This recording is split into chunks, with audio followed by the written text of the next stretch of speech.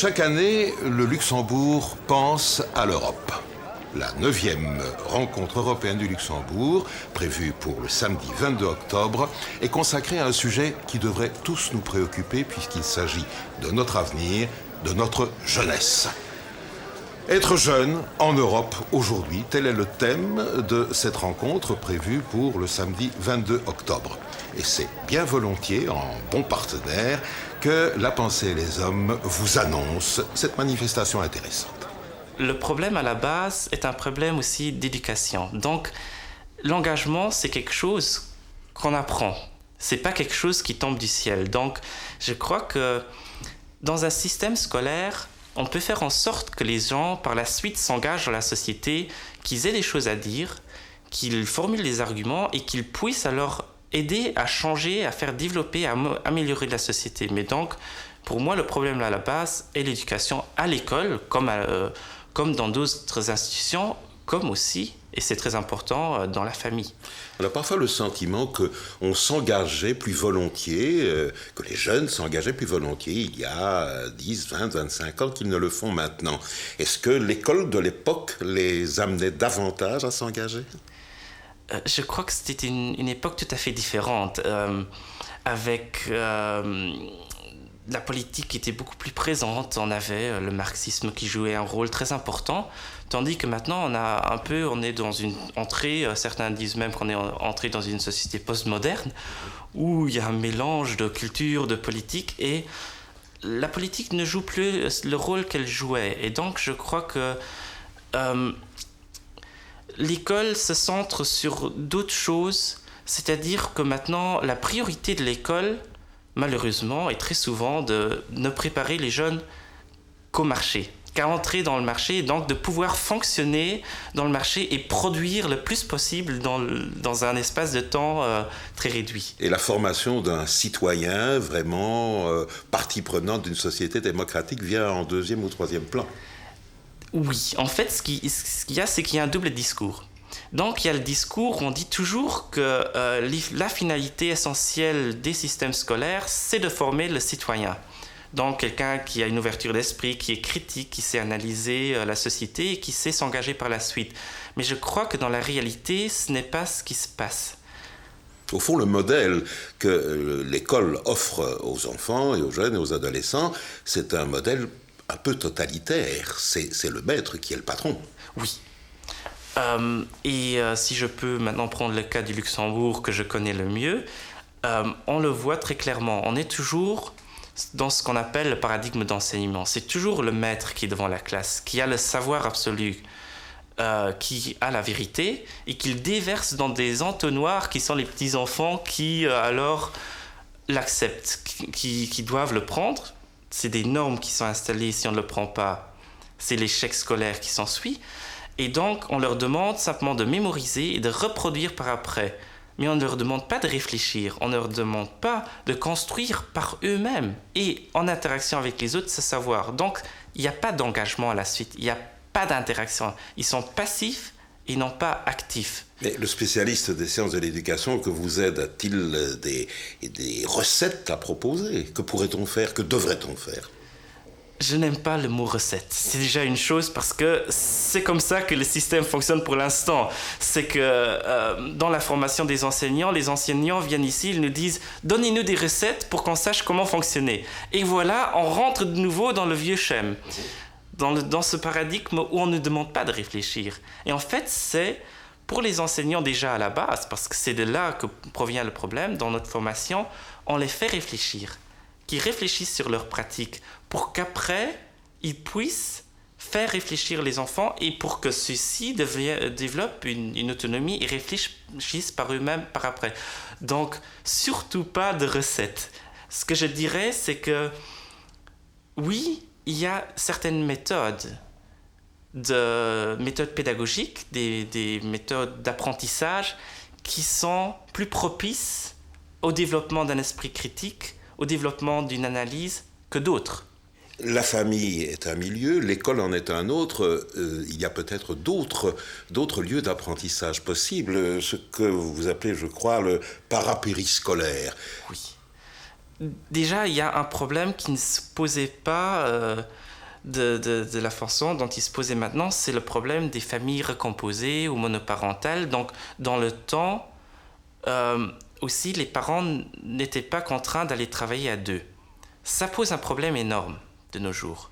C'est pour ça aussi que, déjà dans les années 80 ou plus tôt, on a développé ce qu'on appelle une Ganztagsschule, donc une école à plein temps qui déborde le seul cadre scolaire où on accueille déjà les gens à 7h30 et après ceux qui veulent rentrer peuvent rentrer, mais d'autres peuvent rester. Ils sont entourés par des éducateurs ou du personnel spécifique ou spécialisé pour qu'ils soient stimulés après, pour qu'ils puissent s'engager. Naturellement, ce qui est très important aussi, c'est les engagements comme aller au conservatoire, aller faire un mouvement de jeunesse. Voilà, les mouvements de jeunesse en général, et ça se perd un peu, aux dépens de la télé, aux dépens des jeux vidéo. Les milieux de jeunesse, les académies de musique, les chorales, les centres, les cercles sportifs aussi, ce sont tout de même des lieux d'apprentissage de vie. Ah oui, parce que on y apprend beaucoup de choses. Et parfois, et souvent, beaucoup plus qu'à l'école, où il y a une simple transmission de savoir dans nos écoles, tandis que là-bas, on apprend des comportements, des attitudes. On joue à la vie, on joue à la vraie vie. Et on apprend à respecter des règles. Et on voit aussi dans le sport qu'il y a une certaine compétitivité, mais il y a aussi l'esprit d'équipe. Donc, il n'y a pas que le côté individuel, mais il y a les deux. Être jeune devrait donc signifier se préparer à l'âge adulte pleinement, tant en ce qui concerne le savoir que le savoir-faire. Notre société a-t-elle créé les conditions, je dirais volontiers, le climat optimal? On est dans une société qui est paradoxale. Paradoxale parce que elle est quelque part jeuniste. On essaye de s'écarter des vieux. On ne les reconnaît pas. Mais en même temps, on a peur des jeunes. On a peur des jeunes parce que peuvent bousculer tout simplement nos habitudes, notre entrain. Et on se retrouve dans une société qui a produit ou qui se représente un être sans âge, ni jeune, ni extrêmement jeune, ni extrêmement vieux, en pleine puissance de ses capacités, mais surtout qu'elle ne bouscule pas tout ce qu'elle produit. Mais cette société qui ne croit plus en ces jeunes, c'est pas les jeunes qui l'ont construite, ce sont ceux qui ne sont plus jeunes. Oui, ce sont des jeunes qui l'ont construite. Ce sont certainement des jeunes qui l'ont construite, qui ne le sont plus ou qui ont oublié de l'être. C'est nous, c'est vous, c'est moi, c'est nous tous qui avons construit cette société où l'on a pensé stabiliser nos peurs, où l'on a pensé stabiliser nos devenirs en refusant la remise en question de cela, de nos acquis. Un sociologue cher à messieurs et cher à beaucoup de monde, comme Pierre Bourdieu, nous disait que le devoir d'un sociologue, c'est de montrer ce qui est caché. Tentons de voir ce qui est caché face à par exemple, non-engagement ou prétendu non-engagement de notre jeunesse, comme elle aurait pu le faire dans le temps, et surtout dans un temps très chimérique ou très reculé à nos représentations. Il est vrai que quand on était plus jeune, on avait moins mal au dos, on était plus beau, et évidemment, tout nous souriait. Donc on regrette souvent ces temps. Et les sociétés agissent de même. Les sociétés regrettent souvent les temps passés parce qu'elles étaient plus jeunes, elles avaient moins mal au dos, et elles étaient plus belles. Mais regardons maintenant, est-ce que les jeunes ont conscience du contrat ou est-ce qu'on lui permet, est-ce que la société leur permet d'avoir cette conscience? Est-ce que la jeunesse peut s'engager aujourd'hui? Toutes les jeunesses de toutes les époques ont porté pour gage le renouveau ou la créativité d'une société en opposition à celle qui existait. Il a fallu qu'à un moment donné, la société donne confiance dans les capacités des créativités ou des récréativités de sa jeunesse pour pouvoir accepter leur engagement dans le monde ou dans la société. Le problème aujourd'hui, c'est que notre jeunesse n'est plus ou n'a pas la même structure de celle qu'on avait auparavant. On est jeune aujourd'hui jusqu'à 30 ans. Il y a des textes lois qui nous disent on va aider les jeunes des 18 à 30 ans au logement ou autre chose.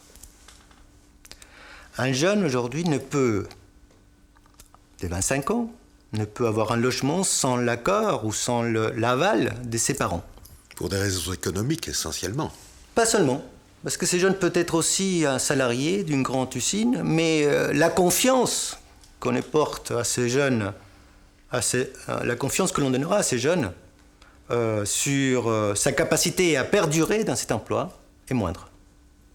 Mais si le jeune n'a pas de gage à donner, comment peut-il faire un contrat ? Comment peut-on lui demander de s'engager ? Alors il va s'engager, certes, sur des chemins moins traditionnels de ce que l'on a coutume de mentionner, et des manières un peu plus pragmatiques, plus gestionnaires de son propre avenir. Il ne s'engagera peut-être pas complètement dans ce que vous savez appeler tout à l'heure des idéologies, mais plutôt avec des morceaux qui vont le faire se reconnaître dans un groupe. Il s'engagera dans des luttes humanitaires pour un moment qui va lui faire prendre une expérience culturelle auprès de ces groupes. Il s'engagera de même dans des groupes pour la défense des oiseaux de la mer ou autre chose, tout comme auraient pu le faire des jeunes des années 60, sauf que cela s'engageait dans une vision beaucoup plus holiste de la société. Le mot-clé, ce serait donc le mot de confiance ? Le mot-clé pour moi serait confiance. Si l'on veut reconnaître notre société et si l'on veut reconnaître les capacités de dépassement de notre société, il faut faire confiance à ces jeunes. La confiance ne peut être que réciproque. On peut comprendre la méfiance de jeunes qui ne trouvent que difficilement à s'intégrer. On peut sans doute aussi admettre la réserve des aînés devant certains comportements d'une jeunesse parfois dérangeante. Il y a notamment la question de la drogue. Mais je pense qu'un jeune sur deux, effectivement, rencontrera à un moment de sa vie de jeune une drogue ou l'autre. Il faut dire la drogue ou les drogues ? Il faut dire les drogues.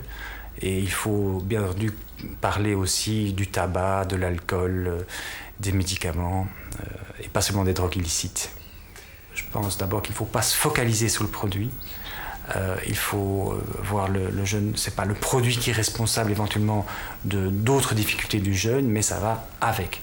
Je pense qu'il y a aujourd'hui un parler vrai par rapport aux jeunes qu'il est très important d'avoir, notamment par rapport aux phénomènes, aux difficultés qu'ils rencontrent à l'adolescence. Donc, je pense aussi très important de travailler avec les parents. La sensibilisation des parents, la bonne information des parents, la dédramatisation sans banalisation. Mais enfin, je pense que tout focaliser sur le produit, ce serait une erreur. On constate souvent la cécité des parents ou des éducateurs face à un problème de drogue chez un jeune. Ils n'ont rien vu. Non. Ils n'ont rien vu, ils ne connaissent pas, effectivement. Alors, est-ce qu'ils n'ont réellement rien vu ou est-ce qu'ils n'osent pas aborder le problème ? Mais c'est bien pour ça que je dois vraiment insister sur le fait qu'aujourd'hui, je pense que le travail avec les parents, l'éducation des parents n'est pas suffisante. Et l'éducation des parents, mais aussi probablement des professeurs, des éducateurs, de tous ceux qui interviennent directement avec le jeune pour son avenir, dans son éducation, etc. Donc, aujourd'hui, le secteur professionnel de la prévention s'intéresse, mais probablement qu'il n'a pas suffisamment de moyens. Et je voudrais insister aussi sur certaines actions probablement contre-productives par rapport aux jeunes, notamment, par exemple, l'intervention des policiers dans les écoles. a souvent été dénoncée comme n'étant pas du tout adéquate parce que justement elle renforcerait certains jeunes qui se sentiraient attirés par des produits interdits et enfin, le policier n'est vraiment pas le bon interlocuteur pour faire de la prévention auprès des jeunes. Je pense qu'il y a des professionnels qui existent et il faudrait plus les utiliser. Les drogues illicites sont illicites tout de même, non sans raison. C'est une histoire qui est liée à la prohibition qui s'est installée au début du XXe siècle avec l'Opium Act et donc une décision particulièrement prise par les États-Unis. Et depuis lors, eh bien, cette décision n'a pas été remise en question, mais je pense qu'elle constitue le problème aujourd'hui, la criminalisation de la drogue des drogues fait qu'il y a plus de problèmes qu'elle est censée en résoudre. Quand il y a eu en Belgique la loi Van der Velde, aux États-Unis et la loi anti-alcool, quelles ont été les conséquences ? Aux États-Unis, les conséquences de la prohibition ont été claires, c'est-à-dire que l'alcool était frelaté, était consommé pratiquement en plus grande quantité et ça n'a engendré que plus de problèmes. Je veux dire, en Belgique, la loi Van der Velde était un peu différente parce qu'elle est probablement une des premières lois anti-prohibitionnistes, dans le sens où elle a tenté une réglementation de l'alcool pour les populations plus précarisées, notamment en distinguant dans certains débits de boissons, par exemple, ce qu'on pouvait boire, ce qu'on ne peut pas boire, etc. Donc c'est une tentative de réglementation qu'il faudrait aujourd'hui, bien sûr, améliorer. Parce qu'on a une loi en 1975 qui va dans un renforcement de la prohibition et qui casse un peu cette belle dynamique de la loi Van der Velde. La prohibition, ça vous apparaît tout de même comme un faux pas, comme une erreur de comportement ?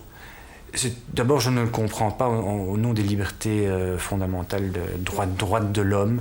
On a le droit à avoir une consommation privée comme on le conçoit tant qu'on ne nuit pas à autrui. Donc je pense à ce titre-là, il y a déjà un problème. D'autre part, il faut bien se rendre compte que les drogues sont là, qu'il faut faire avec et qu'un siècle de prohibition n'a pas permis de les éradiquer.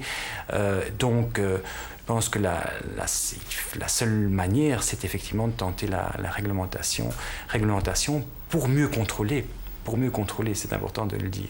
Cette réglementation, ça impliquerait quel comportement légal dans une société comme la nôtre ? D'abord, un accès pour tous avec un contrôle de qualité des produits, un contrôle aussi en termes d'accès, parce qu'aujourd'hui l'accès n'est pas du tout contrôlé, c'est le marché noir qui organise et les consommateurs sont à la limite les premiers prosélytes. Donc c'est un contrôle aussi de l'accessibilité, contrôle des produits, contrôle aussi probablement à quel âge faut-il permettre d'utiliser des produits, probablement une même réglementation pour toutes les drogues, donc on parlait d'alcool, du tabac et des autres substances. Probablement différencier aussi entre substances. Qu'est-ce que le cannabis ? Ce n'est pas de la cocaïne ou de l'héroïne, donc ce sont d'autres types de produits. C'est vraiment de se préoccuper de ce qui se passe, pas laisser cette histoire-là aux mains de la mafia et que l'État prenne ses responsabilités. De culture, de politique et... Comme à l'accoutumée, nous avons soumis notre reportage à un homme d'expérience, un pédagogue chevronné, susceptible, avons-nous pensé, d'éclairer notre lanterne. Le problème de la drogue est un problème relativement neuf qui cache en grande partie, je crois, en effet, un profond mal-être de notre jeunesse. Notre jeunesse éprouve énormément de difficultés à se trouver une voie. Il a été mis en évidence au travers de ce que je viens d'entendre, toutes les difficultés que représente aujourd'hui le fait d'être jeune. Je crois que les paradis artificiels, ça a toujours été quelque chose d'alléchant, quelque chose de tentant. Je crois aussi que l'appel du défendu de l'interdit est puissant, surtout auprès du jeune. On veut tester, on veut essayer. Dès lors, je crois qu'effectivement, ça cache des problèmes profonds, mais il n'empêche qu'il faut essayer d'éviter cette manière de s'exprimer qui, je crois, entraîne énormément de problèmes et de difficultés aujourd'hui. Vous pensez aussi que cette remise en question des lois de prohibition est un chemin intéressant ? Il me semble en tout cas que c'est une voie intéressante à suivre. je crois qu'elle devrait s'accompagner d'une information peut-être plus profonde que celle que nous avons pu mettre en place jusqu'à présent. En tout cas, il a été démontré en effet que tout l'appareil d'interdiction, l'appareil de sanction n'est absolument pas efficace, et il nécessite au contraire énormément d'engagement et finalement d'argent, que d'autre part, la justice elle-même se sent très mal à l'aise, où se trouve l'usage personnel, où se trouve le commerce, quelle est la limite à ne pas dépasser. Je crois qu'effectivement, il faudrait essayer plutôt de contrôler davantage ce qui se passe, plutôt que d'interdire à tout prix et de remplir nos prisons de petits délinquants qui se sont fait attraper au mauvais moment, où ils ne devaient pas se trouver. Et à qui la prison ne va pas faire du bien. Certainement pas, parce que tout le monde sait que c'est plutôt un milieu criminogène qu'un milieu de remédiation à la situation des jeunes. Vous n'en avez pas moins pris en considération un malaise réel de notre jeunesse. Mais est-ce qu'à toutes les époques, la jeunesse n'a pas toujours été un âge difficile? C'est Nizan qui disait me fera jamais dire qu'avoir 20 ans est le plus bel âge de la vie. Oui. Certains autres disent que la vie est pleine d'âges difficiles et que chaque fois il faut passer une étape qui est une étape importante. Je crois que je ne dois pas remonter fort loin dans mes souvenirs pour me rappeler quel était l'état d'esprit qui pouvait régner parmi les jeunes de 20 ans dans les années 50. Nous sortions d'une période qui avait détruit un peu toutes nos modalités de vie. Il fallait reconstruire et tout le monde savait qu'il fallait reconstruire. Je n'oserais pas dire que l'intérêt personnel ne s'exprimait pas, mais il y avait une conjonction entre l'intérêt personnel, l'intérêt collectif. On sentait très bien qu'on s'attelait à une tâche importante et on s'en acquittait le mieux possible. Je crois qu'aujourd'hui, le jeune a d'énormes difficultés à faire des choix dans la vie parce qu'il est absolument écrasé sous le poids de l'information qu'il reçoit. Il a donc des difficultés à choisir et les choix ne sont pas toujours des choix heureux. Quelqu'un a dit tout à l'heure, et j'y crois profondément, qu'il faudrait consacrer plus de temps à réfléchir avec les jeunes, à les amener à se construire quelque chose, à exercer leur libre arbitre puisqu'ils en bénéficient, peut-être plus aujourd'hui d'ailleurs qu'hier. Et que c'est cette réflexion qui pourrait les amener progressivement à retrouver des motivations, des justifications et de l'espoir aussi. Mais cette sensibilisation à la prise de conscience personnelle, à la prise de conscience de la responsabilité nécessaire aussi, où est-ce qu'on va la trouver? À l'école, dans la famille, dans les troisièmes milieux? Mais l'école jouait, je crois, un rôle plus important jadis qu'il ne joue aujourd'hui, parce que la famille, et ça a été dit aussi, c'est un constat que nous connaissons bien, est aujourd'hui très souvent une famille recomposée, où on ne trouve pas cette sérénité, ce calme, cette assurance que le jeune est en droit d'attendre de son milieu familial. Quant au troisième milieu, là, c'est vraiment un regret personnel, sincère et profond. Ce troisième milieu apportait quelque chose aux jeunes. Il apportait une forme d'idéal qui était peut-être un peu enfantin, un peu puéril, mais on y croyait et on s'engageait. Aujourd'hui, c'est vrai, c'est substitué à ce troisième milieu, notamment le milieu sportif. Et pour avoir des petits-enfants sportifs, eh bien, je n'oserais pas dire toujours que ce milieu est particulièrement éducatif. Là aussi, la recherche du gain, la recherche de la victoire, amène parfois le jeune à essayer davantage de contourner les règles que de les respecter.